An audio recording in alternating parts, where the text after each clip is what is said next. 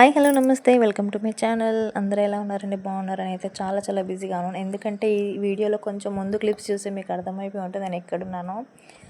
మన సమ్మక్క సారక్క జాతరలో ఉన్నానండి. మన తెలంగాణలో కుంభమేళా ఇది. సో మన వన్య దేవతలు 2 సంవత్సరాలకు ఘనంగా నిర్వహిస్తారు ఈ జాతర.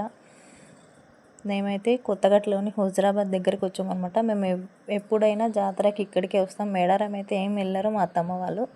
సో మేమైతే హుజరాబాద్లోని అమ్మవారి గద్దెల దగ్గరికి వచ్చాము. ఈరోజైతే సారలమ్మవారు అంటే కూతురు గద్దెపైకి వచ్చింది. పగిడిద్దరాజు సారలమ్మ వచ్చారు. రేపు సమ్మక్క వస్తుందన్నమాట. మేమైతే ఈరోజు దర్శనం చేసేసుకున్నాము. సో చూస్తున్నాం కదా, మార్నింగ్ అయితే రష్ ఉండే, ఇప్పుడైతే ఏం లేదు. సారలమ్మ ఆల్రెడీ వచ్చేసింది.